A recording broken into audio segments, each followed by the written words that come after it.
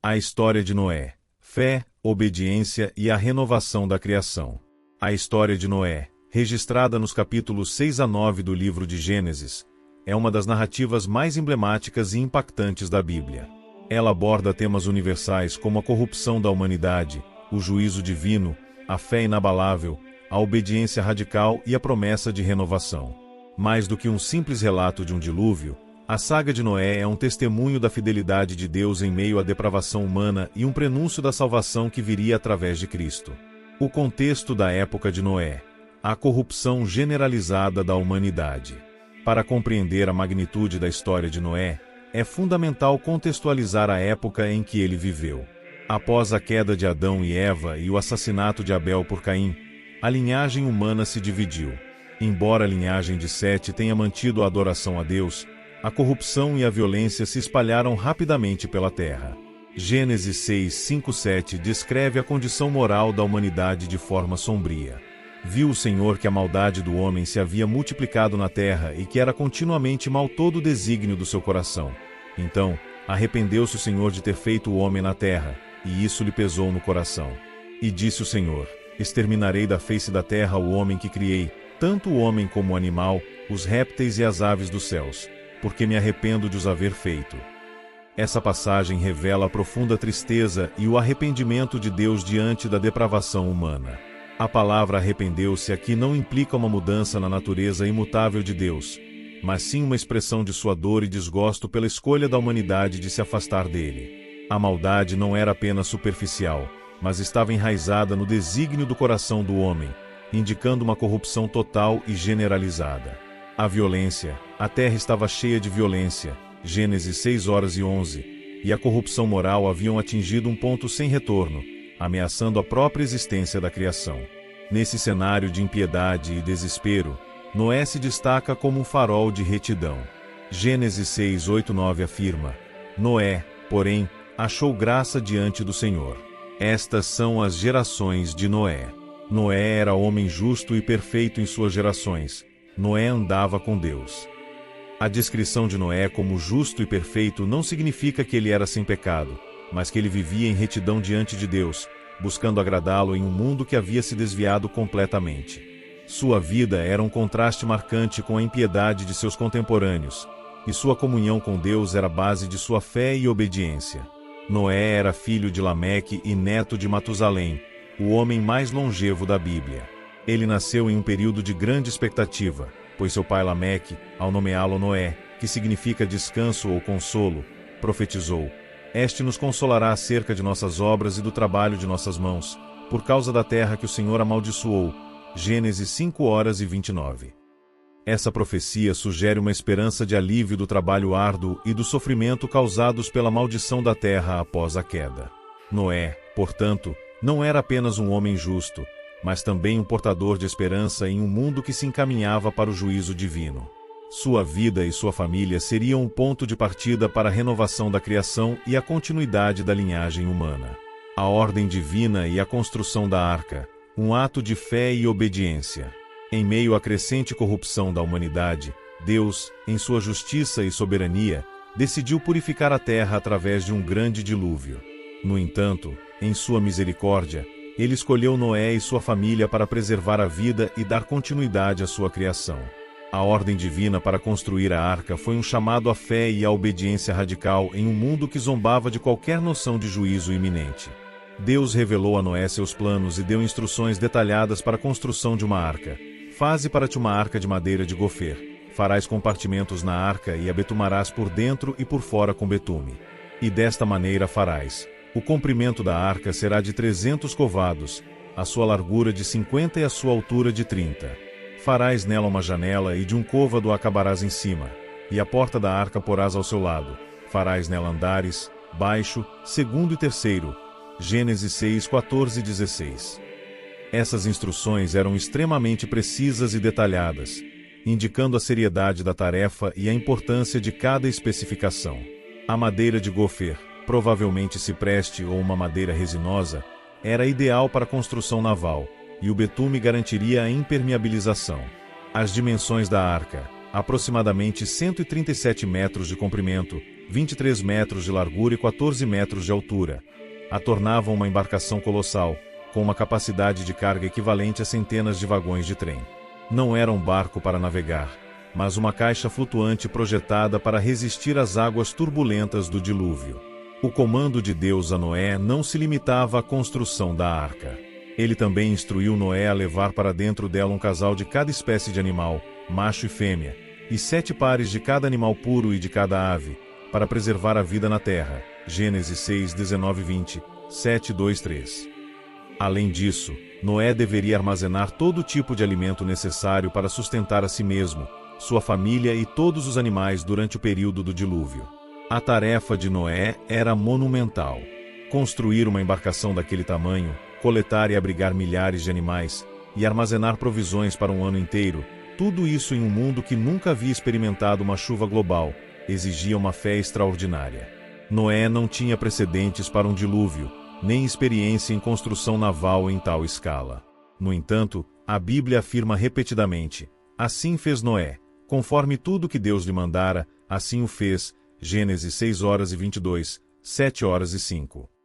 A obediência de Noé não foi apenas um ato de fé, mas também um testemunho público. Durante décadas, enquanto construía a arca, ele deve ter sido objeto de escárnio e zombaria por parte de seus contemporâneos. Imagine a cena: um homem construindo um navio gigantesco em terra seca, pregando sobre um dilúvio iminente que ninguém mais acreditava. Noé, no entanto, perseverou, movido pela fé e pela convicção da palavra de Deus. Ele se tornou um pregador da justiça, 2 Pedro 2 horas e 5, advertindo seus contemporâneos sobre o juízo vindouro, mas suas palavras caíram em ouvidos moucos.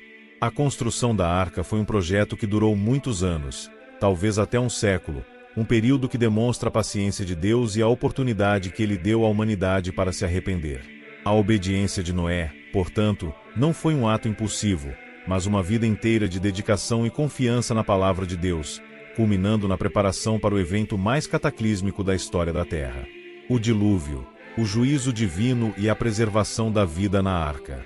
Após décadas de construção e preparação, o momento do juízo divino finalmente chegou. Noé, sua família e todos os animais entraram na arca, e o Senhor fechou a porta após ele. Gênesis 7 horas e 16. Esse ato final de Deus simboliza tanto a sua proteção sobre os justos quanto o selamento do destino dos ímpios que haviam rejeitado o convite ao arrependimento. No ano 600 da vida de Noé, no 2º mês, aos 17 dias do mês, nesse mesmo dia se romperam todas as fontes do grande abismo, e as janelas do céu se abriram. Gênesis 7 horas e 11. A descrição do dilúvio é vívida e aterrorizante. Não foi uma chuva comum, mas uma catástrofe global. As fontes do grande abismo se romperam, indicando que a água não veio apenas de cima, mas também de baixo, de reservatórios subterrâneos. As janelas do céu se abriram, liberando torrentes de água que caíram incessantemente sobre a terra. O dilúvio durou 40 dias e 40 noites. As águas subiram e cobriram todas as montanhas debaixo do céu, excedendo-as em 15 covados, cerca de 6,8 metros. Assim, foram exterminados todos os seres viventes que havia sobre a face da terra, tanto o homem como o gado, os répteis e as aves dos céus, e foram exterminados da terra, e ficou somente Noé e os que com ele estavam na arca. Gênesis 7 horas e 23. A destruição foi total e abrangente, um testemunho da seriedade do pecado e da justiça de Deus. Dentro da arca, Noé, sua esposa, seus 3 filhos, Sem, Cão e Jafé, e suas esposas, juntamente com a vasta coleção de animais, experimentaram um período de isolamento e dependência total de Deus. A vida na arca deve ter sido um desafio logístico e emocional. A manutenção da higiene, a alimentação dos animais, a gestão do espaço e a convivência em um ambiente fechado por mais de um ano exigiram disciplina, paciência e fé contínua. A arca, embora um refúgio, também era um lembrete constante do mundo que havia sido deixado para trás e do juízo que estava ocorrendo lá fora. Após os 40 dias de chuva, as águas prevaleceram sobre a terra por 150 dias. A arca flutuou sobre as águas, guiada pela providência divina, até que, no 7º mês, no dia 17 do mês, ela repousou sobre os montes de Ararat. Gênesis 8:04. Esse repouso marcou o início do declínio das águas, um sinal de que o juízo estava chegando ao fim e que a renovação estava próxima. Noé, ansioso por saber a condição da terra, enviou um corvo, que voou de um lado para o outro até que as águas secassem. Em seguida, ele enviou uma pomba. A primeira vez, a pomba não encontrou lugar para pousar e voltou. 7 dias depois, ele enviou a pomba novamente, e ela voltou com uma folha de oliveira no bico, um sinal de que as águas haviam diminuído e que a vida vegetal estava ressurgindo. Mais 7 dias se passaram, e Noé enviou a pomba pela terceira vez, e ela não voltou mais, indicando que a terra estava seca e pronta para ser repovoada. Finalmente, no primeiro dia do primeiro mês do ano 601 da vida de Noé, a cobertura da arca foi removida, e Noé viu que a superfície da terra estava seca. No segundo mês, aos 27 dias do mês, a terra estava completamente seca. Deus então ordenou a Noé e sua família que saíssem da arca, juntamente com todos os animais. A saída da arca marcou o fim de um capítulo e o início de um novo, com a promessa de uma nova criação e a responsabilidade de repovoar a terra e viver em retidão diante de Deus. Ao sair da arca, Noé e sua família se encontraram em um mundo transformado, purificado pelo dilúvio. A primeira ação de Noé foi construir um altar ao Senhor e oferecer holocaustos de todos os animais e aves puros. Esse ato de adoração e gratidão foi um reconhecimento da soberania de Deus e de sua misericórdia em preservar a vida. E o Senhor cheirou o suave cheiro e disse o Senhor em seu coração: Não tornarei mais a amaldiçoar a terra por causa do homem, porque a imaginação do coração do homem é má desde a sua meninice, nem tornarei mais a ferir todo o vivente, como fiz. Gênesis 8:21. Essa declaração divina é fundamental, pois estabelece uma nova ordem para a criação. Deus reconhece a persistência da inclinação humana para o mal, mas promete que nunca mais destruirá toda a vida na terra por meio de um dilúvio. Essa promessa é selada com uma aliança, um pacto incondicional entre Deus e toda a criação. Eis que estabeleço a minha aliança convosco, e com a vossa descendência depois de vós, e com todo ser vivente que está convosco, aves, gado e todo animal da terra convosco, de todos os que saíram da arca, até todo animal da terra. Gênesis 9:9-10. O sinal dessa aliança é o arco-íris no céu. Porei o meu arco nas nuvens, e ele será por sinal da aliança entre mim e a terra. E acontecerá que, quando eu trouxer nuvens sobre a terra, e aparecer o arco nas nuvens, então me lembrarei da minha aliança, que está entre mim e vós, e entre todo ser vivente de toda a carne, e as águas não se tornarão mais em dilúvio para destruir toda a carne. Gênesis 9:13-15. O arco-íris, um fenômeno natural de beleza e esperança, tornou-se um lembrete visível da fidelidade de Deus à sua promessa, um símbolo de sua graça e paciência para com a humanidade. Além da promessa de não mais destruir a terra com um dilúvio, Deus também estabeleceu novas ordenanças para a humanidade. Ele reiterou o mandamento de serem frutíferos e se multiplicarem, enchendo a terra. Ele também concedeu à humanidade domínio sobre os animais, permitindo o consumo de carne, mas com a restrição de não comer carne com sangue, pois o sangue representa a vida. Mais importante, Deus estabeleceu a santidade da vida humana, instituindo a pena de morte para o assassinato, pois o homem foi criado à imagem de Deus. Quem derramar o sangue do homem, pelo homem o seu sangue será derramado, porque a imagem de Deus fez o homem. Gênesis 9:06. A aliança com Noé é um marco na história da salvação. Ela demonstra a natureza pactual de Deus, que se relaciona com a humanidade através de promessas e compromissos. É uma aliança universal, abrangendo toda a criação, e serve como um fundamento para as alianças posteriores que Deus faria com Abraão, Moisés e, finalmente, a nova aliança em Jesus Cristo. A história de Noé, portanto, não é apenas um relato de juízo, mas também uma poderosa demonstração da graça e da fidelidade de Deus, que, mesmo em face da persistência do pecado, continua a sustentar e a redimir sua criação. Com a terra seca e a aliança estabelecida, Noé e sua família, os únicos sobreviventes do dilúvio, embarcaram na monumental tarefa de repovoar o mundo. A nova humanidade, descendente de Sem, Cão e Jafé, enfrentaria os desafios de reconstruir a civilização em um planeta transformado, carregando consigo as lições do juízo divino e a promessa da fidelidade de Deus. Noé, o patriarca dessa nova era, tornou-se lavrador e plantou uma vinha. No entanto, um incidente infeliz ocorreu que revelou a persistência da natureza pecaminosa, mesmo na família escolhida por Deus. E bebeu do vinho, e embebedou-se, e descobriu-se no meio de sua tenda. Gênesis 9:21. Cão, um dos filhos de Noé, viu a nudez de seu pai, e em vez de cobri-lo, contou a seus irmãos. Sem e Jafé, em contraste, pegaram uma capa, colocaram-na sobre os ombros, e andando de costas, cobriram a nudez de seu pai, sem olhar para ele. Esse ato de respeito e honra contrasta fortemente com a atitude de Cão. Quando Noé acordou de sua embriaguez e soube o que Cão, seu filho mais novo, havia feito, ele proferiu uma maldição sobre Canaã, filho de Cão, e uma bênção sobre Sem e Jafé. Maldito seja Canaã, servo dos servos seja aos seus irmãos. Bendito seja o Senhor, Deus de Sem, e seja Canaã seu servo. Engrandeça Deus a Jafé, e habite ele nas tendas de Sem, e seja Canaã seu servo. Gênesis 9:25-27.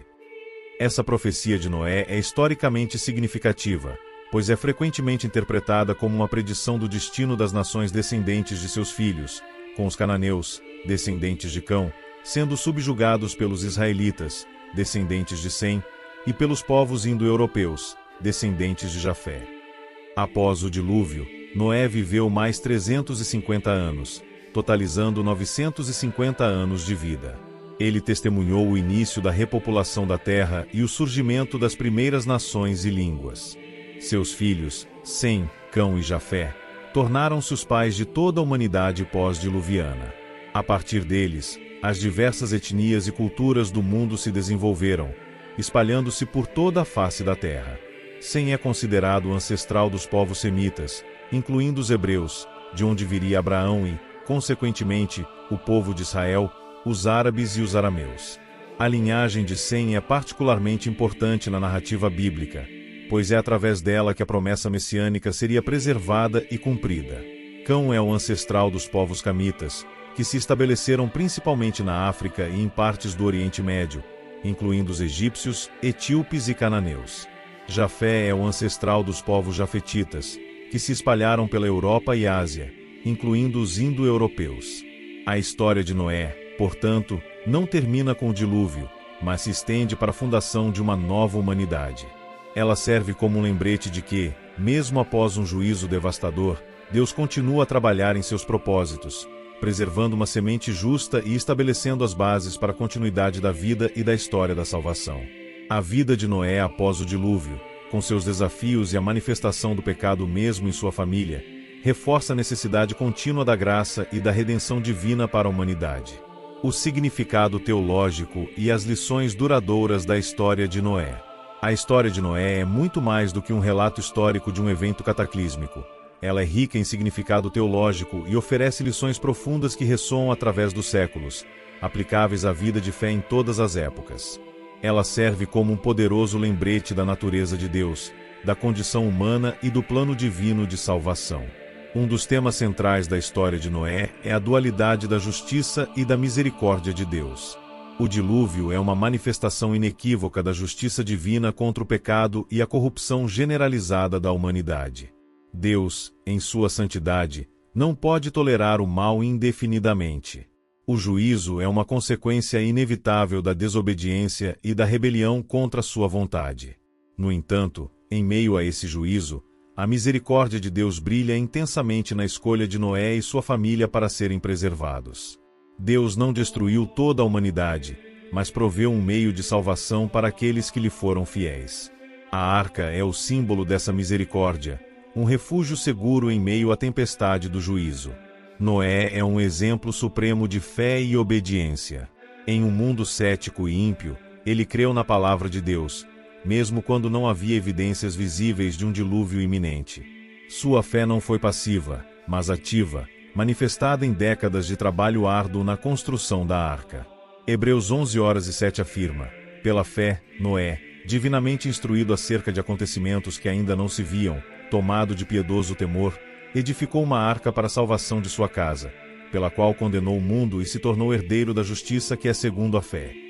A obediência de Noé foi completa e sem questionamentos, um modelo para todos os que buscam seguir a Deus. Sua vida demonstra que a verdadeira fé se manifesta em ações concretas de obediência à vontade divina. Na teologia cristã, o dilúvio e a arca de Noé são frequentemente vistos como tipos ou sombras de realidades espirituais maiores que seriam plenamente reveladas em Jesus Cristo. Assim como a arca salvou Noé e sua família da destruição pelas águas, o batismo é visto como um símbolo da salvação em Cristo, que nos purifica do pecado e nos une a Ele em sua morte e ressurreição. 1 Pedro 3:20-21. O dilúvio também aponta para o juízo final que virá sobre a terra, quando Cristo retornar, e a necessidade de estar preparado para esse dia. Mateus 24:37-39. A saída da arca e a aliança de Deus com Noé marcam o início de uma nova criação. É um recomeço para a humanidade e para a terra, purificada e renovada. O arco-íris, como sinal da aliança, é um lembrete perpétuo da fidelidade de Deus e de sua promessa de nunca mais destruir a terra com o dilúvio. Essa aliança com Noé é um precursor das alianças posteriores que Deus faria com seu povo, culminando na nova aliança em Jesus Cristo, que é eterna e inquebrável. Mesmo após o dilúvio e a renovação da criação, a história de Noé revela a persistência da natureza pecaminosa humana, como evidenciado no incidente com Cão. Isso sublinha a verdade de que o problema do pecado não é meramente ambiental ou circunstancial, mas reside no coração do homem. Consequentemente, a necessidade da graça e da redenção divina é contínua e universal, apontando para a obra salvífica de Cristo como a única solução definitiva para o problema do pecado.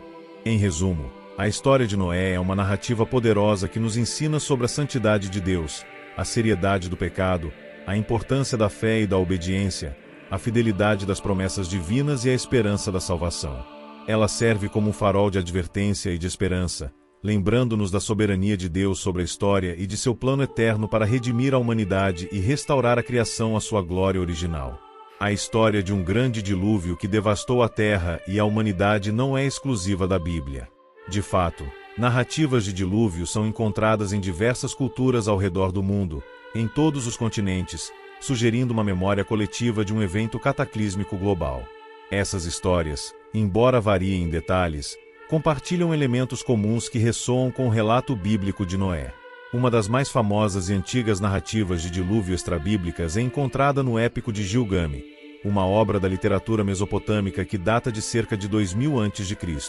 Nesta história, o herói Utnapishtim é avisado pelos deuses de um dilúvio iminente e instruído a construir um grande barco para salvar sua família e todas as espécies de animais.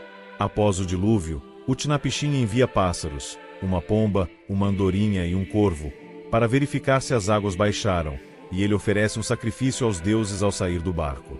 As semelhanças com a narrativa de Noé são notáveis, embora existam diferenças significativas, como a motivação dos deuses para enviar o dilúvio, o barulho da humanidade que perturbava seu sono, e a natureza politeísta da história.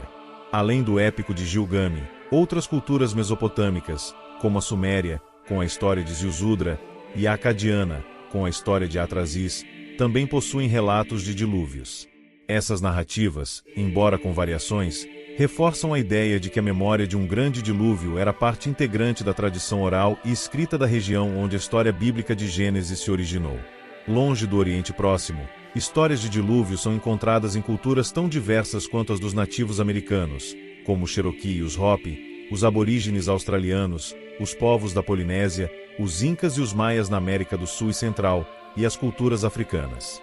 Embora os detalhes variem, alguns dilúvios são causados por deuses irados, outros por desequilíbrios naturais, alguns envolvem a salvação em uma canoa, outros em uma montanha. O tema central de uma grande inundação que quase aniquila a humanidade é surpreendentemente comum. A existência de tantas narrativas de dilúvio em culturas separadas geograficamente tem levado a diversas interpretações. Alguns veem isso como evidência de um evento global real que foi preservado na memória coletiva da humanidade e transmitido através de gerações. Outros sugerem que essas histórias podem ser o resultado de inundações locais significativas que foram mitificadas e exageradas ao longo do tempo. No entanto, A universalidade do tema do dilúvio sugere que ele toca em verdades profundas sobre a fragilidade humana, a justiça divina e a necessidade de renovação. Para os defensores da historicidade do dilúvio bíblico, a presença dessas narrativas em outras culturas serve como uma corroboração externa, indicando que o relato de Gênesis não é uma invenção isolada, mas a versão divinamente inspirada de um evento que marcou a história da humanidade. A narrativa bíblica se distingue por seu monoteísmo, sua ênfase na justiça e misericórdia de Deus, e sua mensagem de redenção, que a eleva acima dos mitos pagãos e a posiciona como a revelação da verdade divina. Perspectiva científica sobre um dilúvio global, desafios e debates. A narrativa bíblica do dilúvio de Noé, que descreve uma inundação global que cobriu toda a Terra, tem sido objeto de intenso debate e escrutínio científico. A ciência moderna, baseada em princípios de geologia, paleontologia e física, apresenta desafios significativos à ideia de um dilúvio global literal nos termos descritos em Gênesis. No entanto, o diálogo entre fé e ciência continua, com diferentes abordagens para conciliar as duas perspectivas. Geólogos e paleontólogos, com base em décadas de pesquisa e observação, geralmente não encontram evidências de um dilúvio global que tenha ocorrido nos últimos milhares de anos. A formação de camadas geológicas, a distribuição de fósseis e a datação de rochas e sedimentos são explicadas por processos graduais ao longo de milhões de anos, e não por um evento cataclísmico único e recente. Por exemplo, a sequência de fósseis em diferentes camadas de rocha, que mostra uma progressão da vida de formas mais simples para mais complexas, não se alinha com a ideia de que todos os organismos foram soterrados simultaneamente em um único evento de dilúvio. Além disso, a quantidade de água necessária para cobrir as montanhas mais altas da Terra excederia em muito a quantidade de água presente na atmosfera e nos oceanos. Se toda a água da Terra fosse distribuída uniformemente, a profundidade média seria de apenas alguns quilômetros, insuficiente para cobrir picos como o Monte Everest. A ideia de que as fontes do Grande Abismo e as janelas dos céus poderiam ter fornecido essa quantidade de água é vista como cientificamente implausível pela maioria dos geólogos. Diante desses desafios, muitos estudiosos e teólogos que aceitam a autoridade da Bíblia, mas também reconhecem as descobertas científicas, propõem que o dilúvio de Noé pode ter sido um evento local ou regional de proporções catastróficas, mas não global. Essa interpretação sugere que a linguagem toda a Terra em Gênesis pode se referir a toda a área conhecida e habitada por Noé na época, e não ao planeta inteiro. Inundações massivas em bacias fluviais como a Mesopotâmia, que eram o berço das primeiras civilizações, são eventos historicamente documentados e poderiam ter sido interpretados como globais do ponto de vista dos habitantes daquela região. Existem teorias que sugerem inundações massivas em regiões específicas, como a teoria da inundação do Mar Negro, que propõe que o Mar Negro era um lago de água doce que foi subitamente inundado por águas salgadas do Mediterrâneo há cerca de 7.500 anos, criando uma catástrofe regional. Embora essa teoria não se encaixe perfeitamente com a cronologia bíblica ou com a descrição de um dilúvio que cobre as montanhas, ela ilustra como eventos de inundação em grande escala poderiam ter ocorrido e sido preservados na memória cultural.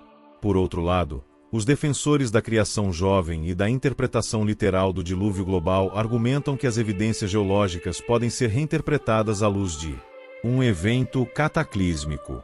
Eles propõem que o dilúvio de Noé foi o principal agente de formação de muitas das camadas geológicas e da distribuição de fósseis que vemos hoje. Essa perspectiva sugere que a geologia da Terra é melhor explicada por um evento de inundação global e rápida, em vez de milhões de anos de processos graduais. Eles também apontam para a existência de fósseis marinhos em altas montanhas como evidência de que essas áreas já estiveram submersas. Essa abordagem, no entanto, exige uma reinterpretação radical dos métodos de datação radiométrica e de outros princípios geológicos aceitos pela ciência convencional. O debate entre essas perspectivas continua, com cada lado apresentando suas evidências e argumentos. Em última análise, a forma como se interpreta a narrativa do dilúvio de Noé, seja como um evento global literal, um evento regional catastrófico ou uma narrativa teológica com verdades espirituais, depende da abordagem de cada indivíduo para a relação entre fé e ciência. Evidências arqueológicas e a busca pela Arca de Noé. Fé, lenda e ciência. A busca por evidências arqueológicas da Arca de Noé e do dilúvio tem fascinado exploradores, arqueólogos e crentes por séculos.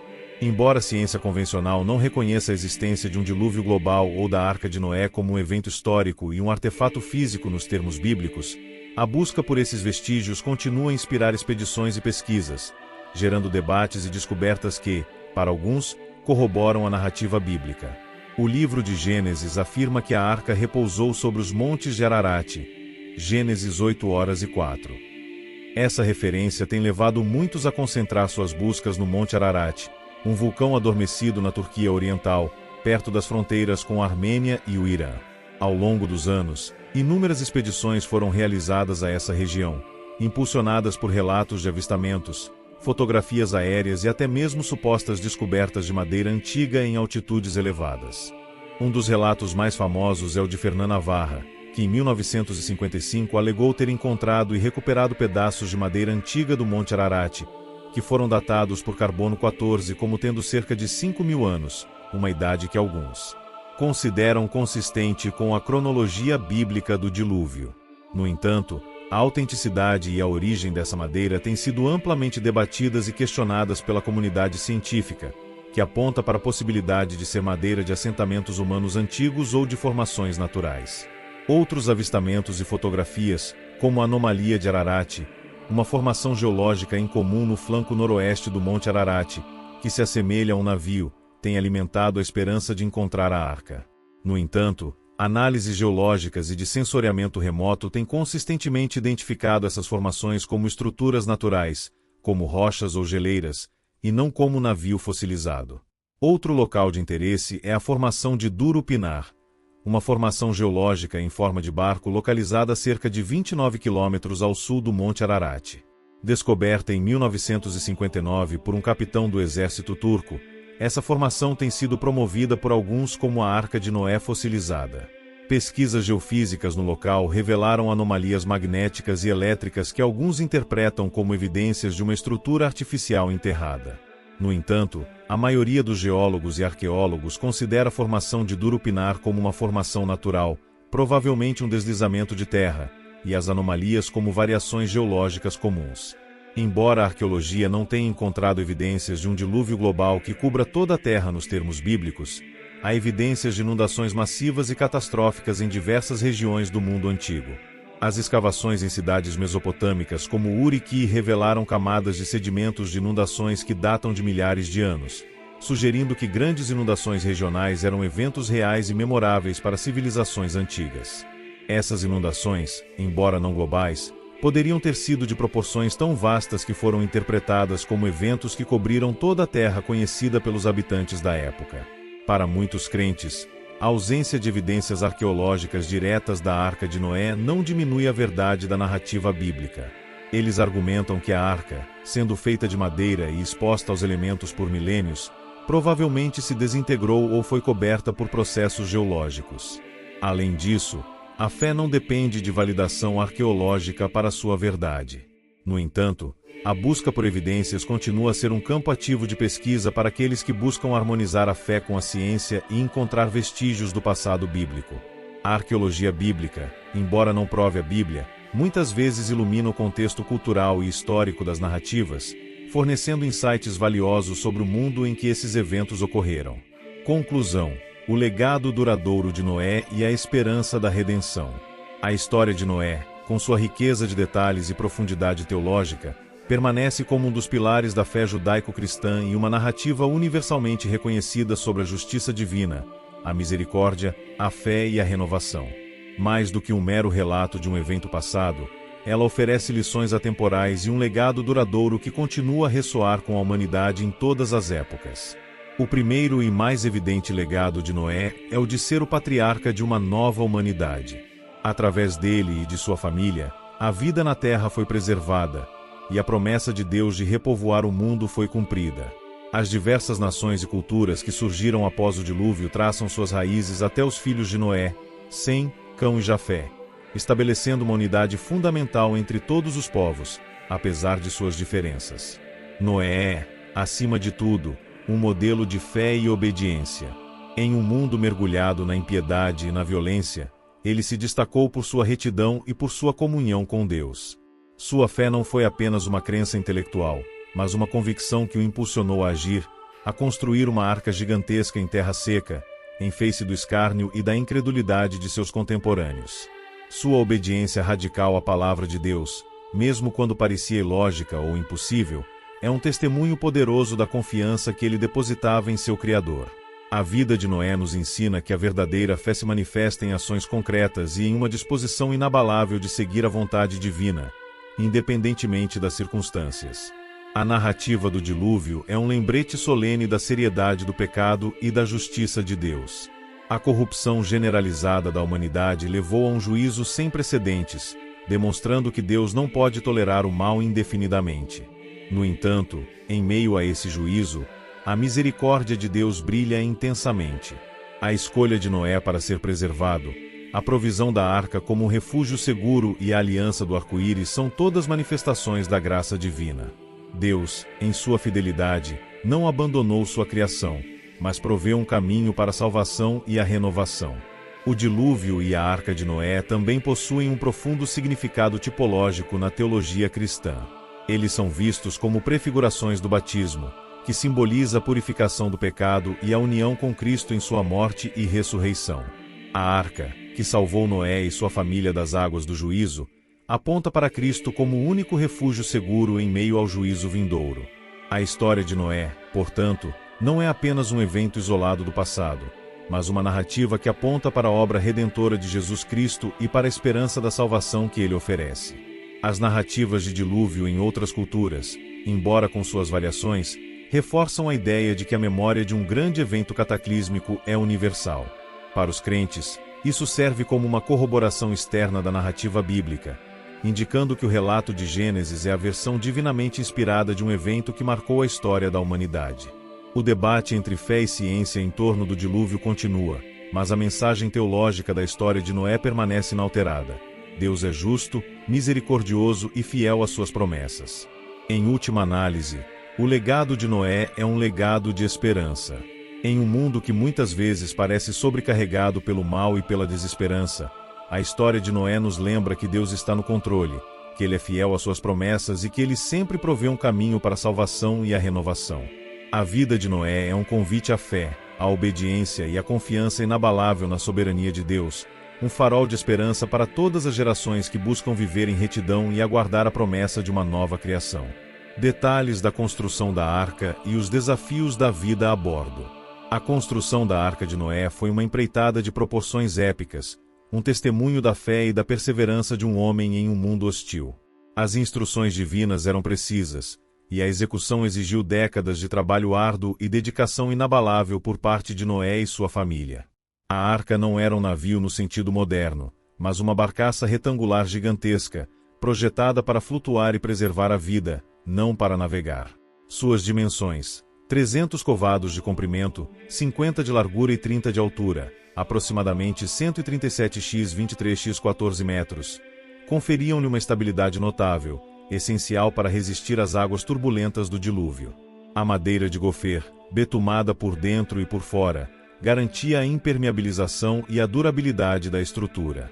Os compartimentos internos, os 3 andares e a janela no topo, além da porta lateral, indicam uma organização meticulosa para abrigar a vasta quantidade de seres vivos e provisões. O processo de construção, que pode ter durado entre 50 e 100 anos, foi um ato de fé contínuo. Imagine a paciência e a resiliência necessárias para serrar, aplainar, encaixar e betumar toras gigantescas por tanto tempo, sem o auxílio de máquinas modernas. Cada martelada, cada corte, era um ato de obediência a Deus, um testemunho silencioso para um mundo que se recusava a ouvir.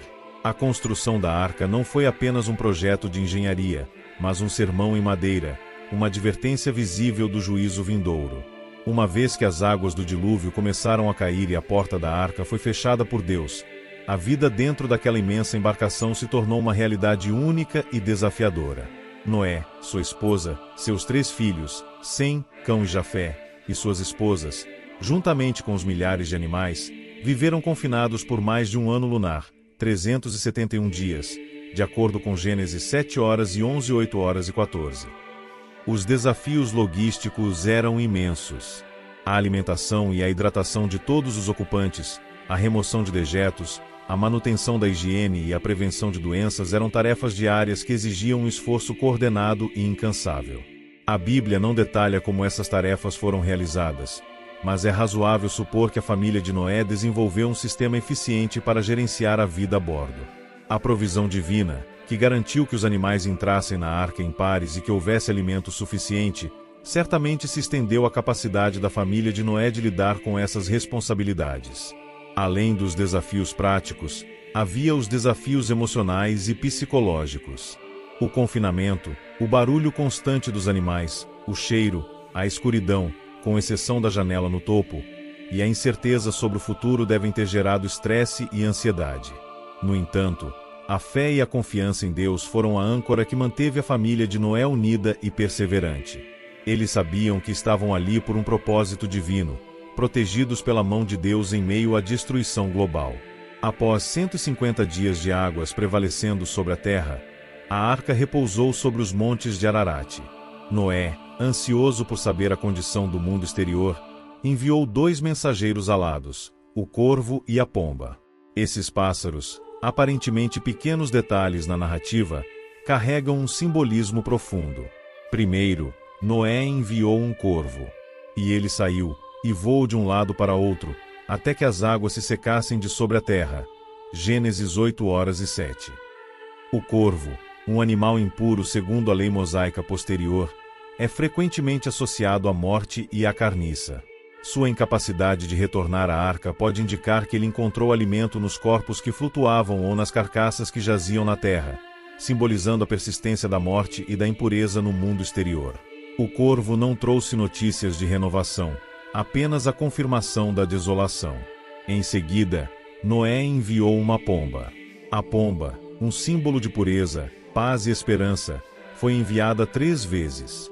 Na primeira vez, ela não encontrou lugar para pousar e voltou para a arca, indicando que a terra ainda estava coberta por água. 7 dias depois, Noé enviou a pomba novamente, e ela retornou com uma folha fresca de oliveira no bico. Então, conheceu Noé que as águas tinham diminuído de sobre a terra. Gênesis 8:11. A folha de oliveira, um símbolo de paz e vida, foi a primeira evidência de que a vida vegetal estava ressurgindo e que a terra estava começando a se recuperar. Foi um sinal de esperança e de que o juízo estava chegando ao fim. Mais 7 dias se passaram, e Noé enviou a pomba pela 3ª vez, e ela não voltou mais. Isso significava que a terra estava seca o suficiente para que a pomba pudesse encontrar um novo lar, e que a vida fora da arca era novamente sustentável. A sequência do corvo e da pomba, portanto, não é apenas um relato prático da diminuição das águas, mas uma progressão simbólica da desolação para a esperança, da morte para a vida, e da confirmação do juízo para a promessa de renovação. Esses pequenos detalhes enriquecem a narrativa, mostrando a atenção de Deus aos mínimos aspectos da vida e a forma como ele se comunica com a humanidade através de sinais e símbolos. O significado cultural e religioso da história de Noé, além do contexto bíblico. A história de Noé, embora central para as tradições judaico-cristãs, transcende as fronteiras religiosas e tem um impacto cultural e simbólico profundo em diversas sociedades ao redor do mundo. Sua narrativa ressoa com temas universais de catástrofe, sobrevivência, renovação e a relação entre a humanidade e o divino, tornando-a uma fonte rica para a arte, a literatura, a música e o pensamento filosófico. A história de Noé tem sido uma fonte inesgotável de inspiração para artistas e escritores ao longo dos séculos. Desde as iluminuras medievais e os afrescos renascentistas até as pinturas modernas e as esculturas contemporâneas, a arca, o dilúvio e a figura de Noé têm sido retratados de inúmeras maneiras. Artistas como Michelangelo, em sua famosa pintura no teto da Capela Sistina, e William Blake, em suas ilustrações, capturaram a dramaticidade e o simbolismo da narrativa. Na literatura, a história de Noé tem sido recontada e reinterpretada em diversas obras, desde poemas épicos até romances e peças teatrais. O tema da catástrofe e da sobrevivência, da fé em meio à adversidade e da promessa de um novo começo, continua a fascinar e a inspirar autores de diferentes culturas e épocas. A arca, em particular, tornou-se um símbolo universal de refúgio, esperança e a preservação da vida. O simbolismo da história de Noé também se manifesta na linguagem cotidiana. Expressões como Arca de Noé são usadas para descrever algo que abriga uma grande variedade de coisas ou pessoas. O arco-íris, como sinal da aliança de Deus com Noé, tornou-se um símbolo universal de esperança, paz e diversidade. A história de Noé, portanto, não é apenas um relato antigo, mas uma narrativa viva que continua a moldar nossa linguagem, nossos símbolos e nossa compreensão do mundo. Em suma, a história de Noé é um testemunho da capacidade humana de fé e obediência em face da adversidade, e da fidelidade de Deus em cumprir suas promessas. Seu impacto cultural e religioso, que se estende muito além do contexto bíblico, demonstra a universalidade de seus temas e a relevância duradoura de sua mensagem para a humanidade.